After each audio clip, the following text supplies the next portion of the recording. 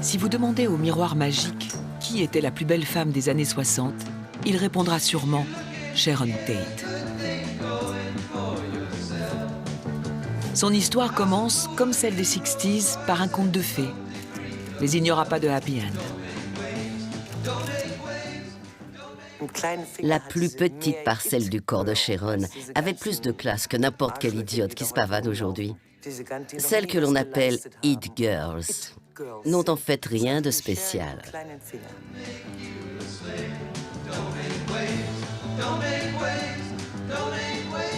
Elle serait devenue une superstar. Une superstar parce qu'elle était, quand on réfléchit, elle était quand même unique. Donc, elle aurait explosé, elle aurait été super.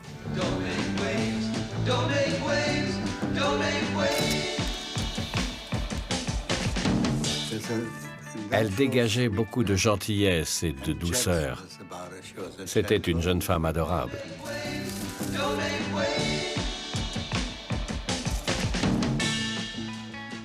Pour moi, elle était avant tout ma sœur. Une grande sœur qui a tout pour elle. À 26 ans, Sharon Tate vient d'épouser Roman Polanski et sa carrière s'envole. Elle s'apprête à donner naissance à son premier enfant lorsque le rêve tourne au cauchemar.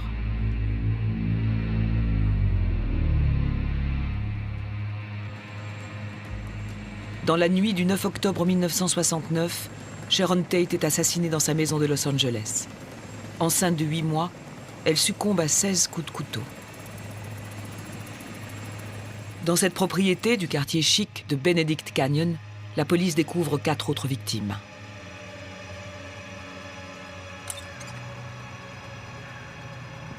Il faudra 2 mois pour que la psychose déclenchée par ce quintuple meurtre prenne fin. 4 membres de la Manson Family sont arrêtés et condamnés.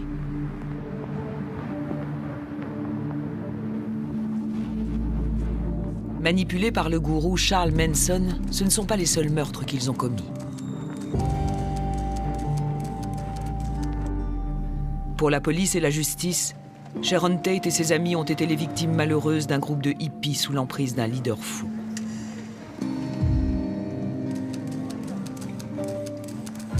The truth is locked up, and now you've judged yourselves once again. LA will burn to the ground. Los Angeles will burn to the ground.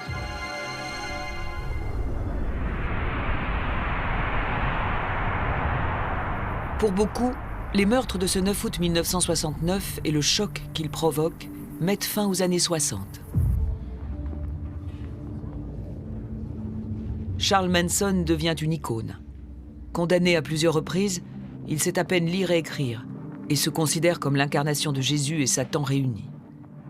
Il compte encore aujourd'hui de nombreux adeptes.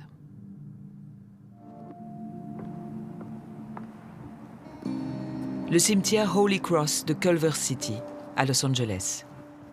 Depuis plus de 40 ans, Deborah Tate entretient la tombe et la mémoire de sa sœur assassinée.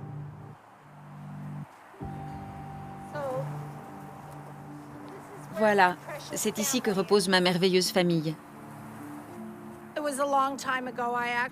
Il y a quelque temps, j'ai trouvé une boîte de café remplie de verres brisés. Des adeptes de Manson ont surgi de cette grotte et m'ont dit que je devais mourir.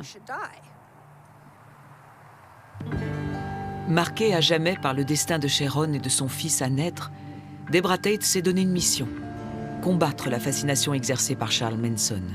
Aujourd'hui, rien n'est terminé.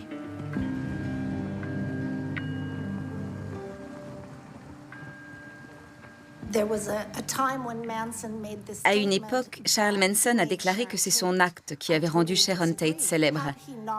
Je ne suis absolument pas d'accord. C'est lui qui, en la tuant, est devenu célèbre. Si cette histoire a fait le tour du monde, c'est à cause du contraste entre la beauté, l'innocence de Sharon et la cruauté, la laideur de Manson. C'est en la tuant qu'il est devenu une star, et pas l'inverse.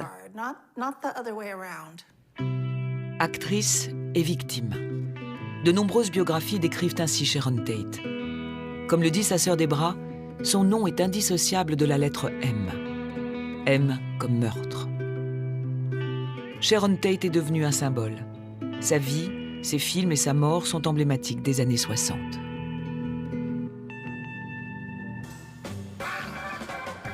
Sharon naît en 1943 à Dallas, au Texas. Son père est militaire. À chaque nouvelle affectation, la famille déménage. Tous les 2 ou 3 ans, il faut changer de ville, d'école, d'amis. Pendant son enfance, Sharon aura 2 repères, sa famille et les concours de beauté qu'elle remporte partout où elle se présente.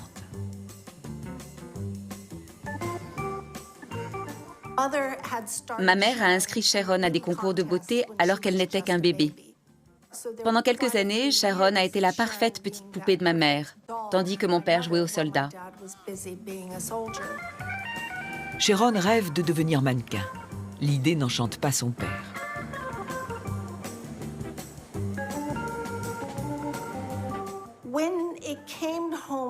Mon père a commencé à se faire du souci lorsque Sharon a remporté le concours Miss Stars and Stripes. Elle avait environ 15 ans et elle avait été photographiée à Califourchon sur un missile. À cette époque, elle était en train de devenir une jeune femme. Mon père s'est rendu compte qu'il allait devoir repousser une armée de jeunes hommes. Au début des années 60, les Tate s'installent en Italie. Au lycée américain de Vicenza, Sharon est élue Homecoming Queen, la plus jolie américaine d'Italie. Alors qu'elle visite le plateau du péplum Barabas, elle est engagée comme figurante et apparaît quelques secondes à l'écran.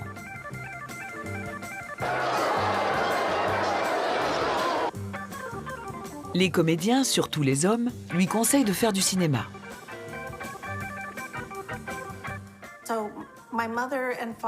Peu avant ses 18 ans, mes parents l'ont autorisée à rentrer aux États-Unis pour tenter sa chance à Hollywood.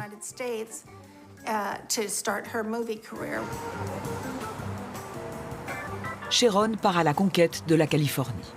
Avec quelques recommandations en poche, elle débarque à Los Angeles, la Mecque du cinéma. Elle est seule, ses parents sont restés en Italie.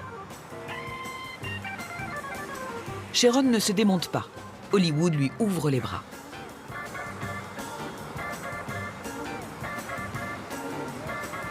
Un jeune producteur ambitieux la prend sous son aile. Il s'appelle Martin Ransohoff.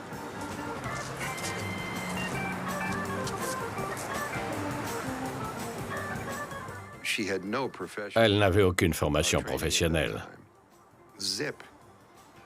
Tout ce que je savais, c'est qu'elle avait 19 ans. C'était un pari risqué. Il fallait la former et investir 1 an au moins. Mais elle avait du talent. Filmways, la société de Martin Ransohoff, verse à Sharon un salaire mensuel de $750 et lui paie des cours de chant, de danse et d'art dramatique. L'investissement doit être rentabilisé en 7 ans, le temps de faire de Sharon une star. Sharon n'avait pas besoin d'être ambitieuse. Tout lui tombait du ciel. Mais elle était extrêmement consciencieuse. C'est vrai, elle a eu de la chance dans sa carrière. Mais elle l'a prise avec suffisamment de sérieux pour étudier avec Lee Strasberg, lire Shakespeare et tout faire pour devenir une bonne actrice. Elle ne se reposait pas sur son physique. I can't see myself doing Shakespeare or anything like that. I would love light comedy, but it takes so long. You know, comedy is one of the most difficult types of acting to do. It takes so long because you have to be so serious, and that's the funny thing about it. And I haven't had the experience at the moment, but I'm giving it. En attendant, Sharon débute comme secrétaire dans la série télé Beverly Hillbillies. Martin Ransohoff lui impose une perruque noire. Le producteur entend cacher le plus longtemps possible cette perle à ses collègues.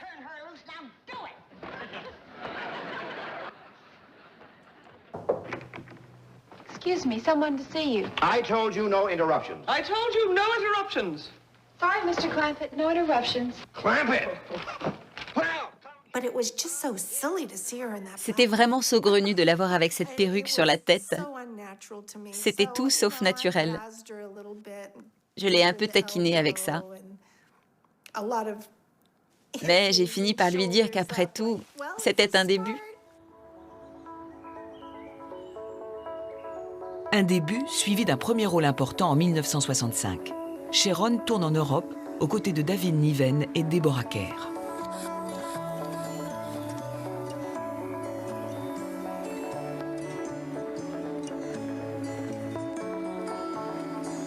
First day that David walked on the location, when I was younger, I thought, this is the man I'm going to marry.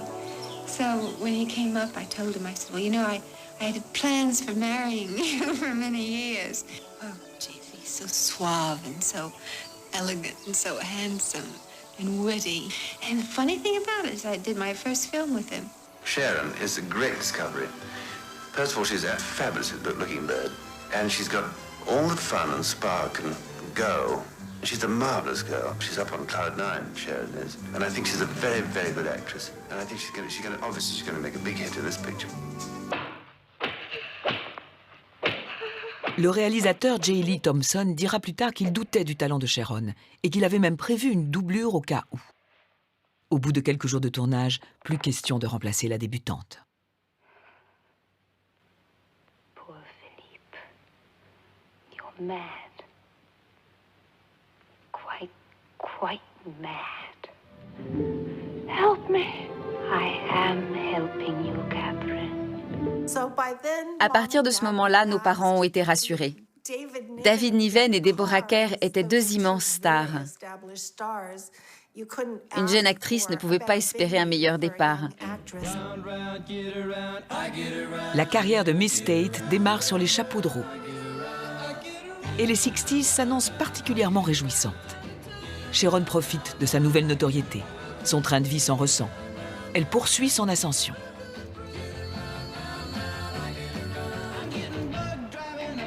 Depuis 1963, elle fréquente le coiffeur des stars, Jay Sebring. Jusqu'à la fin, il restera un ami proche. Il sera même présent et assassiné la nuit du meurtre.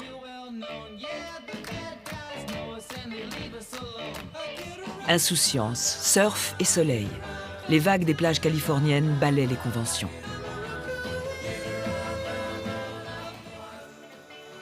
Avec les 60s, le Flower Power débarque dans la société américaine.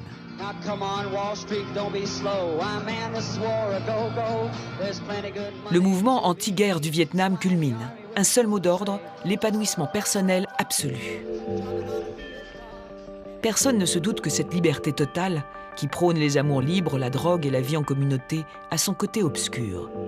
Dans le Ranch Span, à quelques kilomètres de LA, Charles Manson rassemble ses disciples, sa famille autour de lui.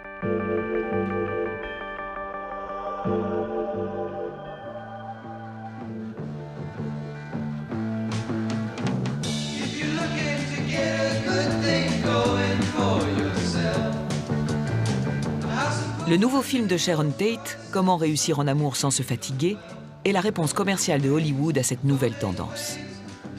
30 ans avant Pamela Anderson, Sharon joue les sauveteuses et a le privilège de repêcher Tony Curtis. Le film mise largement sur le physique de l'actrice.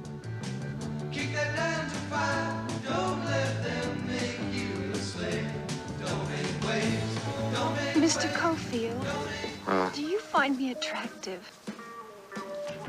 I mean, if you were a man, If I were a man. would you be attracted to me? If I were I mean, it's Harry.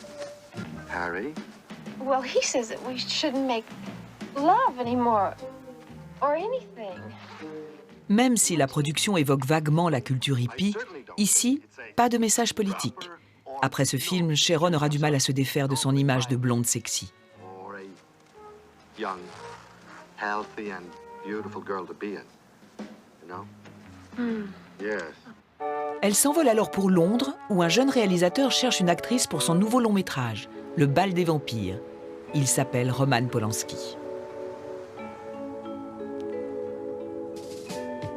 Dans un premier temps, il n'est pas persuadé que Sharon soit bien celle qu'il cherche. C'est sans compter sur son faible pour les jolies filles. En tant que producteur, je réservais les chambres d'hôtel pour les acteurs et les membres de l'équipe technique. Roman séjournait dans un hôtel et Sharon dans un autre. Il est venu me demander si je pouvais prendre une chambre pour Sharon dans le même hôtel que lui, de préférence juste à côté de la sienne. J'ai évidemment satisfait la demande de mon ami. C'est comme ça que leur histoire a commencé.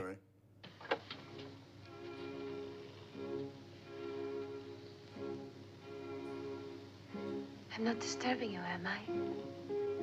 Not at all, not at all. Roman Polanski est très exigeant, très perfectionniste. Je me souviens que pour une petite scène, il a fallu 55 prises. Je ne crois pas que c'était vraiment nécessaire. Listen, I adore it. Besides, it's good for your health. Once a day is the very least, don't you agree? Yes.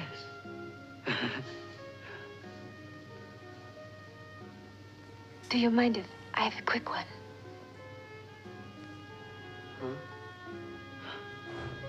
I don't mind at all, but... Oh, thank you. You're being very nice. Les dialogues sont à double sens et l'émotion garantie. Leur histoire d'amour transparaît à l'écran.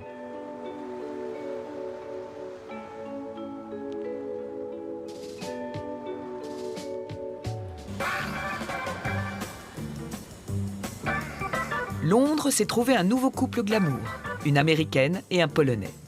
Sharon a quitté Jay Sebring et emménage chez Roman Polanski.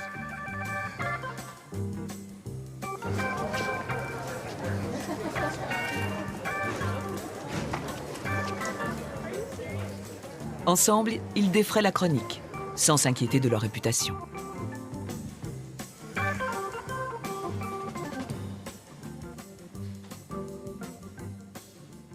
C'était caractéristique du Swinging London. Vous êtes trop jeune pour l'avoir connu, mais c'était ça. Les gens se mettaient sur leur 31 et prenaient du bon temps.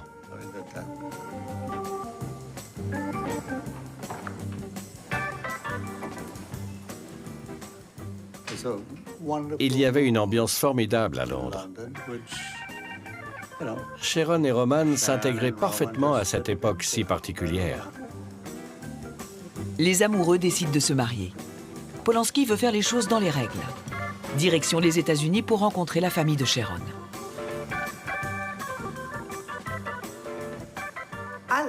Je l'adorais. Je l'ai rencontré avant mes parents, car Sharon m'avait invité à l'hôtel de Sausalito. Il était très drôle et extrêmement intelligent. Il traînait au lit et on riait ensemble. Évidemment, quand il a fallu rencontrer mes parents, il a mis les formes, surtout avec un futur beau-père militaire. Il a eu droit à la totale. Papa l'a inspecté de haut en bas et il s'en est bien sorti. Sharon Tate et Roman Polanski se marient en 1968. C'est un événement médiatique. Davantage de photographes que d'invités, note le réalisateur dans son autobiographie. La fête a lieu au Playboy Lounge, l'un des endroits les plus branchés du moment. Sur la liste des invités, le gratin de la jet set. Selon la rumeur, les jeunes mariés sont parmi les premiers à quitter la fête.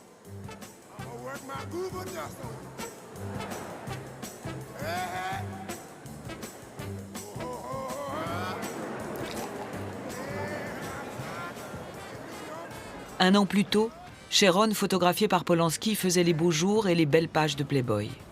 Un vent de liberté souffle. Une tendance dont Sharon Tate est devenue l'un des emblèmes.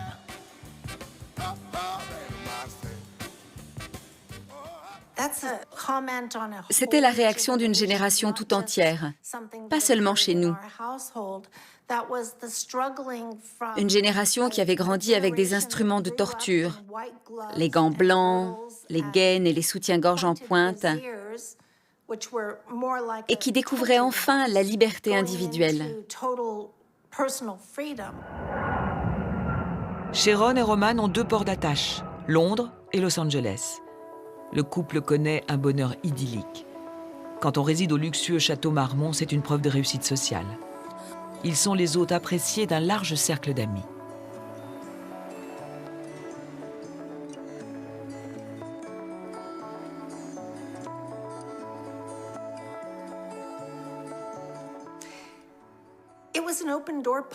Leur porte était toujours ouverte.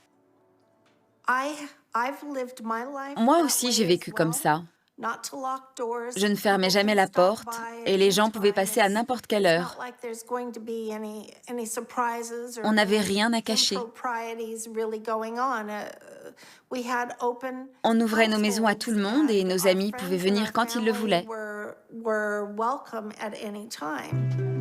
Une dolce vita inoffensive qui alimentera plus tard des rumeurs sordides. Drogue, orgie. Selon la presse, le couple Polanski se serait adonné au pire.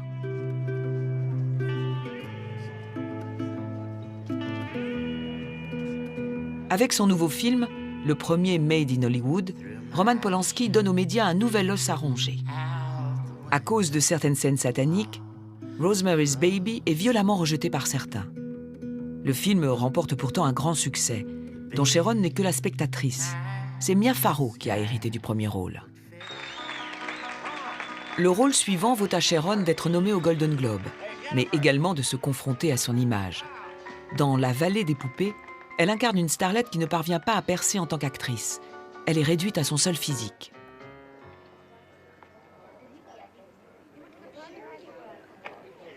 $600 for a headdress and not a soul will see it. I feel a little top-heavy. Oh, honey, you are a little top-heavy. All right, that's fine, dear. Thank you.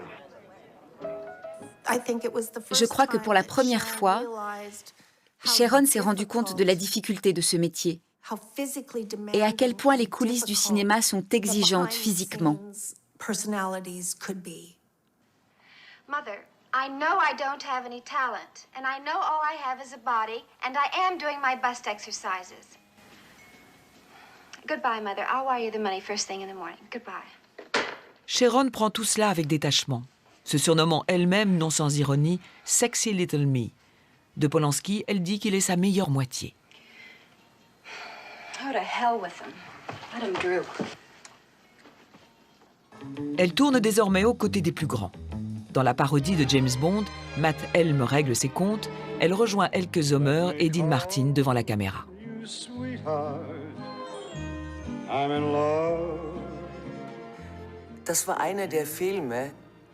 C'était le genre de film qui ne réclamait pas un talent fou. Il fallait simplement être divine physiquement, très bien balancée et faire joli au bras de Dean Martin. D'ailleurs, la caméra ne se lasse pas de filmer les courbes de Sharon, de quoi satisfaire le public masculin.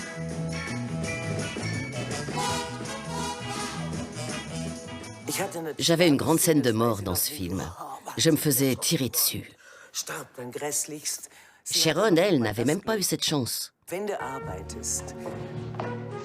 Quand on travaille, il faut se dire que ça va être génial. Autrement, on ne fait pas du bon boulot. Mais là, elle n'avait aucun défi en tant qu'actrice. Et c'est d'ailleurs comme ça qu'elle a joué. How very common of you to mention it.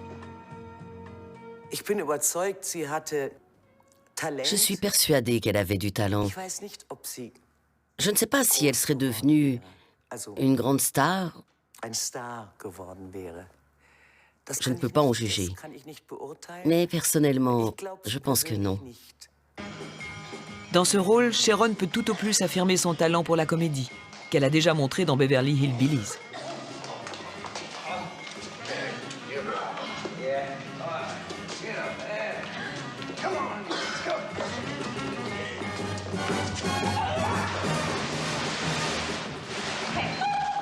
What made you think she could swim? Well, that was the only way to find out, right? Yeah, right. Elle aurait sans doute préféré jouer des rôles plus exigeants, qui lui auraient donné de la maturité. Elle n'aimait pas encore son métier. C'est sûrement pour ça qu'elle ne se sentait pas forte, ni en tant que femme, ni en tant que comédienne. Wait, you want to ask? Well, that's a question. Whose side are you on? Well, I'm an agent. And I also happen to be a good one. And I'm also a woman.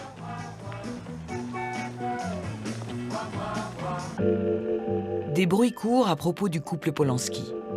Personne n'ignore que le réalisateur fréquente d'autres femmes et qu'il revendique sa liberté sexuelle. Dans son autobiographie, il évoque ouvertement l'existence d'une vidéo montrant ses ébats avec Sharon.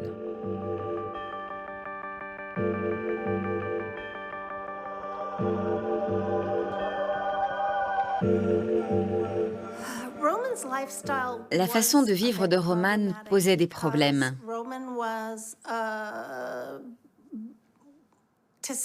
Pour dire les choses avec élégance, Roman était un homme à femmes. Les femmes étaient attirées par le réalisateur à succès et par l'homme terriblement craquant.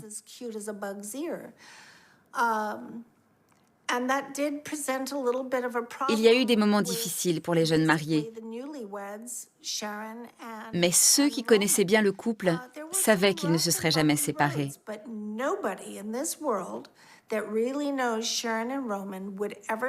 Dans la famille, on n'est pas du genre à divorcer, j'en sais quelque chose. Ça ne serait jamais arrivé. I think she somehow at least tolerated double standard to the extent where she would be ignorant of it. And I don't think I gave any reason to be jealous or whatever. Elle était malheureuse et n'avait pas envie de l'être, évidemment. Qui a envie d'être malheureux? Mais elle ne trouvait pas de solution à son problème. Elle est venue me voir parce qu'elle me faisait confiance. Sinon, elle ne m'aurait jamais raconté ce qui se passait dans son couple.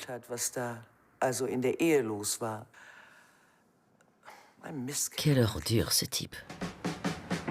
Difficile pour le couple de ne pas perdre pied, en pleine libération sexuelle, entre jet set et flower power, entre deux métropoles, deux carrières, deux façons de voir les choses.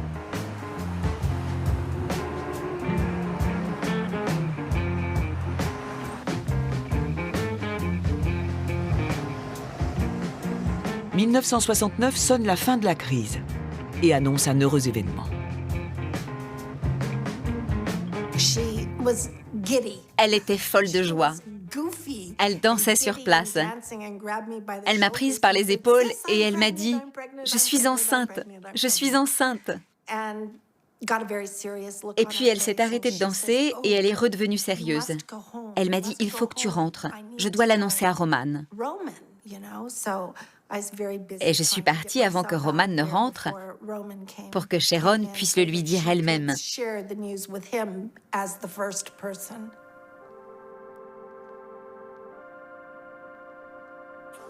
Dans son autobiographie, Polanski raconte que la nouvelle l'a d'abord plongé dans le plus grand désarroi.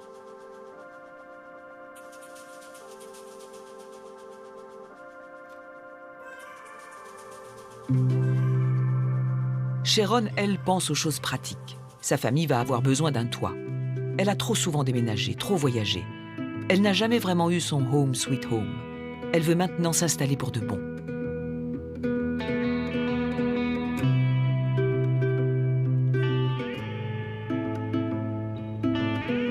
Elle finit par trouver ce qu'elle cherche dans les collines qui dominent Hollywood, dans le quartier chic de Cielo Drive.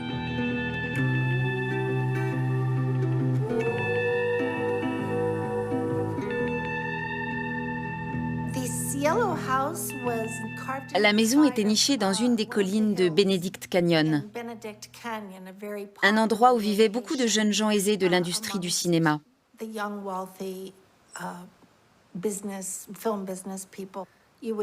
Quand on foulait ce gazon verdoyant, on avait l'impression de tomber et de se retrouver dans le lit de lierre qui plongeait dans le canyon. Quand on regardait à gauche, on avait une vue imprenable sur les lumières de la ville. limité de part et d'autre par le canyon. C'était incroyable.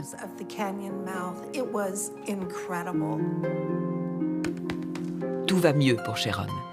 Elle vient de signer un contrat de 150 000 $ pour un nouveau film. C'est davantage que ce que son mari a gagné en réalisant Rosemary's Baby.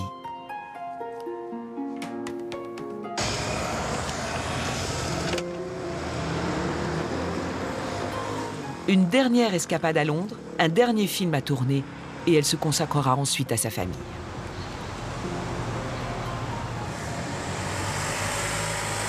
Je me souviens bien, on avait rendez-vous à Londres, où elle vivait avec Roman Polanski, et ils habitaient dans une de ces maisons dans les Mews. Ces petites maisons à Londres qui sont dans des rues comme ça, un peu larges. Et j'étais un peu en avance. J'ai toujours peur d'être en retard, alors j'étais en avance. Et je sonne, il n'y a personne. Alors je dis, bon, ben, en effet, je suis trop tôt. Et je me retourne. Et au fond du Mews, il y avait Sharon Tate. Et au fond, le temps qu'elle prenne pour s'approcher, pour aller du plan général au gros plan, je savais que c'était elle ou personne d'autre pour le rôle. La comédie 12+1 est tournée à Londres et à Rome, deux villes qu'elle adore.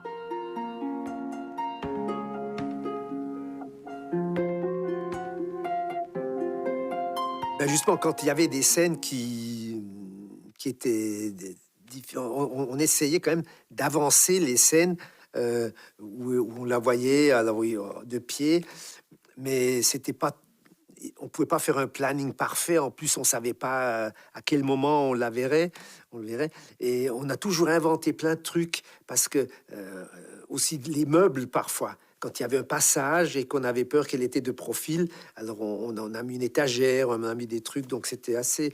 Et évidemment, dans la photo aussi, on en tenait compte, évidemment. Mais on dit que les femmes enceintes, elles l'embellissent, alors c'était encore le cas avec elle aussi. How am I going to pay for them? I have my clothes. Oh, Pat, how can I? I'll tell you. When we find the 100,000, whichever chair it's in, you can dress me in. Dans le film, la grossesse de Sharon saute aux yeux. Elle essaie de la cacher, mais semble fière et sûre d'elle, plus qu'elle ne l'a jamais été. There's a good knife sharpening service. Take it easy. You can dissect them when we get back to the hotel, in the presence of a qualified upholsterer. Look. On avait une scène où elle plonge dans la piscine. Et moi, vraiment, peut-être que c'est moi qui suis le naïf, mais tout de suite, elle a dit « Ah bon, tu veux faire qu'après, mon t-shirt colle sur moi? Ah, je connais, on l'a déjà fait, etc. » Je dis « Ah bon ?» Et puis, elle ne voulait pas me croire que ce n'était pas une intention de ma part de la faire montrer encore plus entre guillemets, nue qu'elle ne l'était. Donc, et elle a fait la scène parfaitement, donc sans se gêner. Elle sort de l'eau, toute dégoulinante, et tout le monde s'est rincé l'œil. Est-ce par conscience professionnelle? Ou l'actrice a-t-elle accepté son image? À moins qu'elle ne soit résignée. Une chose est sûre, sitôt le tournage terminé, elle veut rentrer chez elle à Los Angeles. Et je me souviens, c'est aussi bien Roman Polanski que moi. On lui dit, écoute, le film est fini, on fait le montage, et après, toi, tu vas dans une clinique en Suisse, là près de Lucerne, il y a une clinique hyper sophistiquée où Sophia Loren a accouché aussi. Toi, tu vas là, tu fais ton bébé. Et non, mais elle voulait partir, elle voulait rentrer pour son bébé à la maison. Donc, alors évidemment, après, on peut toujours dire, ah oui, si elle avait écouté, ça ne serait pas arrivé. Elle voulait que Roman rentre avec elle. Sa grossesse était très avancée et c'est son instinct maternel qui commandait. Roman avait encore quelques jours de travail. Il l'a rassurée et lui a promis qu'il n'en aurait que pour quelques jours, qu'il rentrerait juste après et que tout irait bien. Dans son autobiographie, Polanski se souvient avoir pensé au moment de lui dire au revoir « Je ne la reverrai jamais ».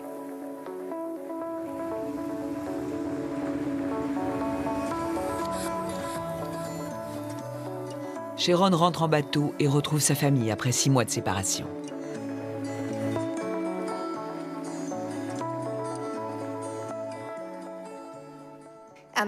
Les retrouvailles ont été fantastiques. Il faisait très chaud et Sharon portait un maillot de bain et un haut tout simple qui laissait voir son ventre arrondi. C'était très beau à voir. Ce sont les dernières photos de Sharon Tate, prises après son retour à Los Angeles, dans sa propriété de Cielo Drive.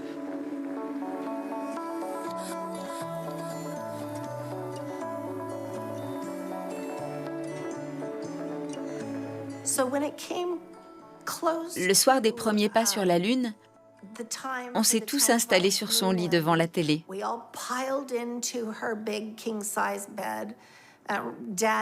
Papa est resté debout à la porte. Il ne se serait jamais laissé aller comme ça devant nous. Ça a été un moment merveilleux. On a vu les premiers pas de l'homme sur la Lune, ensemble. Un grand pas pour l'humanité et la dernière réunion de la famille Tate au complet.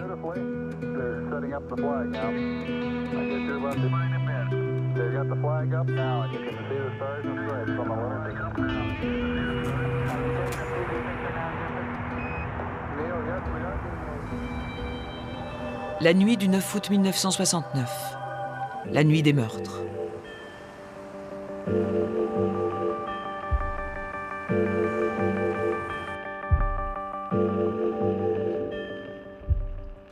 Quatre membres de la Manson Family pénètrent dans la propriété de Roman Polanski et Sharon Tate. Ils coupent les lignes téléphoniques, entrent dans la maison par une fenêtre et assassinent toutes les personnes présentes.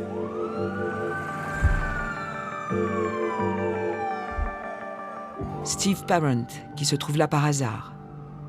Jay Sebring, l'ancien fiancé de Sharon. Abigail Folger et Wojciech Frykowski, installés provisoirement chez Sharon. Sharon est encore en vie. Elle supplie les meurtriers de l'épargner, elle et son enfant. Réponse de Susan Atkins, l'une des meurtrières. « Je me fiche que tu attendes un bébé. Tu vas mourir et ça ne me fait ni chaud ni froid. » La nouvelle des meurtres se répand comme une traînée de poudre. Ma mère est arrivée dans le couloir et elle m'a dit « Sharon est partie, Sharon est morte. » Je lui ai répondu « Quoi? Mais de quoi tu parles? Raconte-moi lentement. » Elle était dévastée. Elle tremblait, ses genoux s'entrechoquaient, elle ne tenait plus debout. I was in London and my agent called me. He called me around 8 o'clock London time and told me that something happened in the house. I didn't know at first what house he was talking about. He said, it's your house. And then he told me that they were all dead.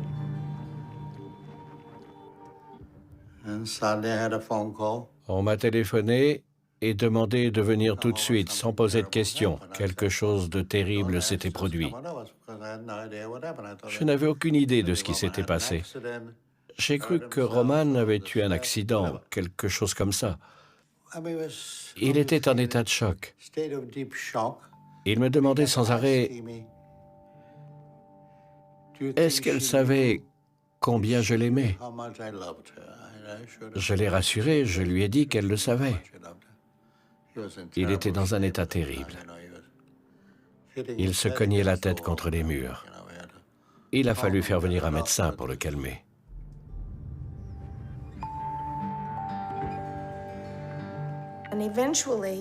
Finalement, un enquêteur m'a dit que c'était un meurtre et qu'aucun corps n'avait été identifié. Il m'a demandé si un adulte pouvait venir le faire. Il était hors de question que ma mère s'en charge. Mon père était toujours à Sausalito et Roman à Londres. Il n'y avait que moi. J'ai dit que je viendrais et qu'il n'avait qu'à envoyer une voiture. Dieu merci, Bill Tennant, l'agent de Roman, avait entendu la nouvelle à la radio. Il jouait au tennis à Beverly Hills. Il a donc remonté le canyon jusqu'à Cielo Drive. Ils lui ont demandé s'il voulait identifier les corps et il a dit oui.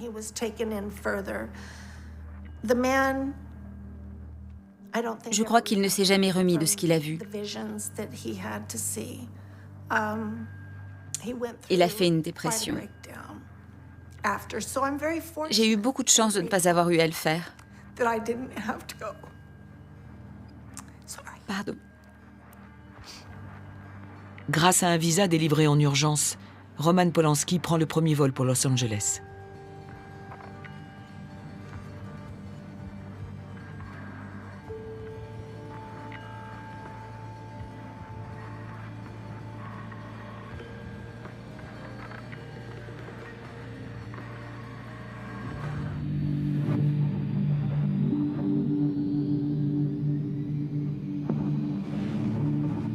On ne trouve aucune piste concernant les meurtriers.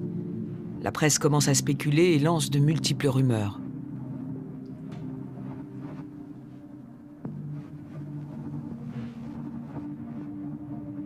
Dès son arrivée à LA, Polanski doit se défendre, lui et sa famille.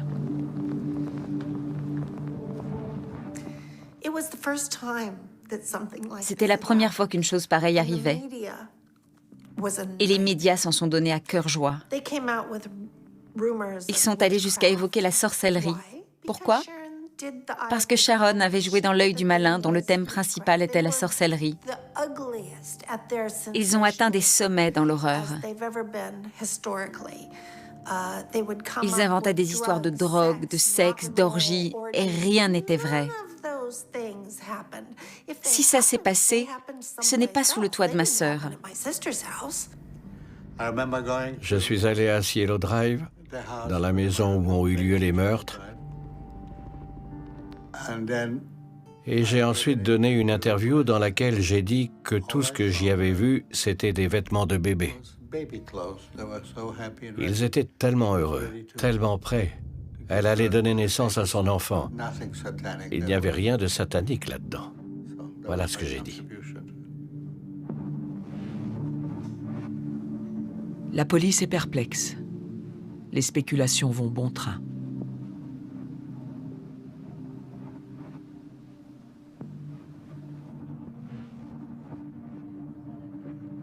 There are several possibilities from the physical evidence in sequence and in method of doing it.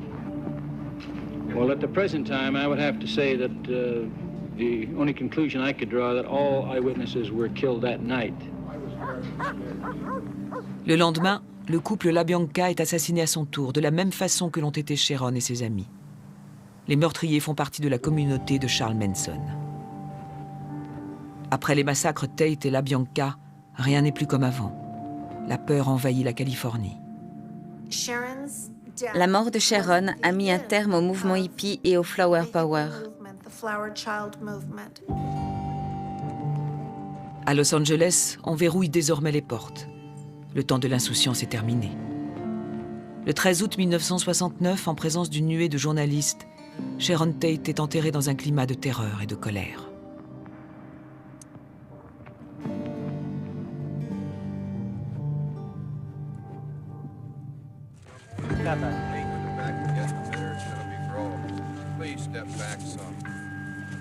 La presse à scandale accuse Sharon Tate et Roman Polanski d'être responsables du drame à cause de leur vie dissolue. Le réalisateur est même soupçonné un temps d'avoir commandité les meurtres.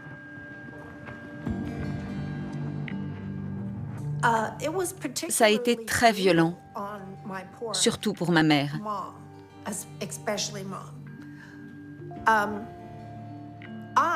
Moi, je n'ai pas pris ça au sérieux. Ils ne pouvaient pas m'avoir avec leurs mensonges.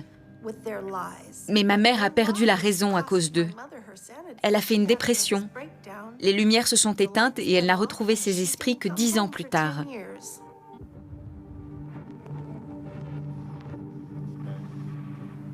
Roman Polanski accepte de se soumettre au test du détecteur de mensonges.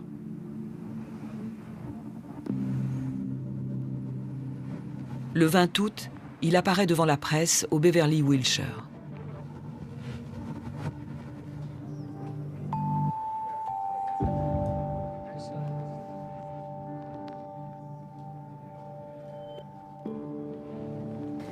All of you know how beautiful she was.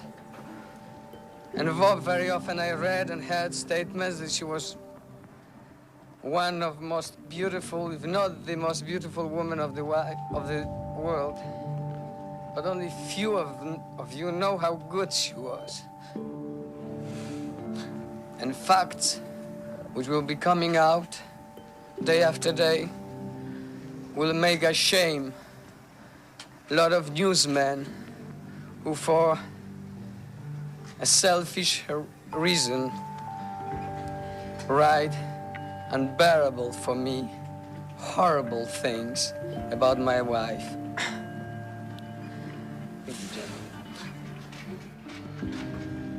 Amis et proches promettent une récompense à quiconque leur fournira le moindre indice sur l'affaire.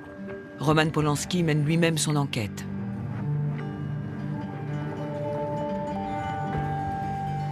I was also looking for any trace of blood in cars of people that I knew. I had chemicals, you know, that I could smear and check whether there were any traces of blood on the pedals or steering wheel or seats or whatever. So I spend my night sometimes in the garages of my friends, you know, just going through those cars. And of course, I didn't find anything.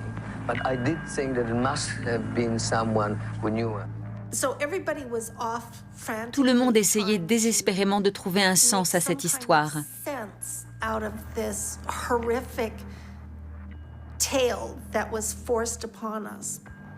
Mais elle n'en avait aucun.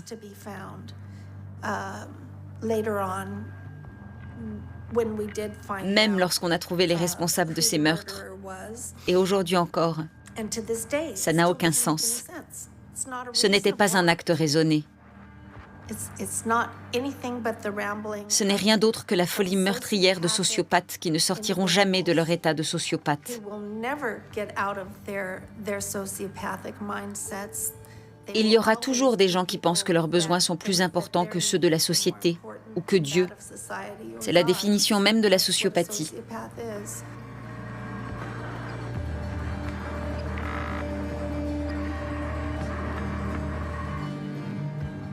Près de 3 mois après les meurtres, les coupables sont arrêtés par hasard. Charles Manson et ses disciples sont condamnés à mort. La sentence est ensuite commuée en réclusion à perpétuité.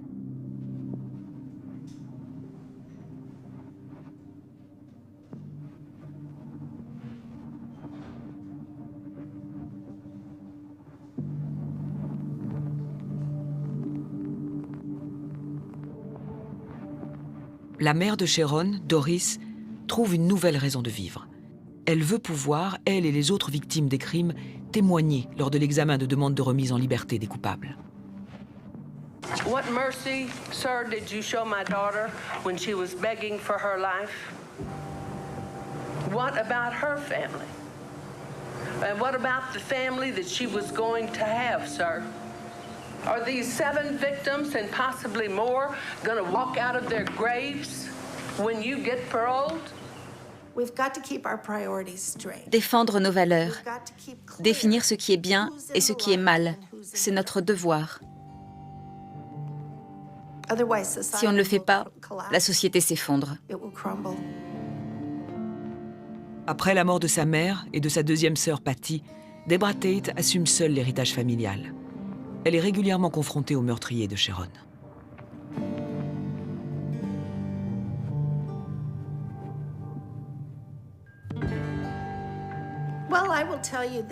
Chaque fois que j'assiste à l'examen d'une demande de remise en liberté, ma mère et Sharon m'accompagnent. Il y a quelques années, Deborah a créé la Tate Family Foundation, qui défend les jeunes en difficulté pour les empêcher de basculer dans le crime, au nom de Sharon Tate. Ce qu'il y a de formidable dans le fait qu'elle ait été actrice, c'est qu'elle revit chaque fois que je regarde un de ses films. Je peux rire, sourire et me souvenir.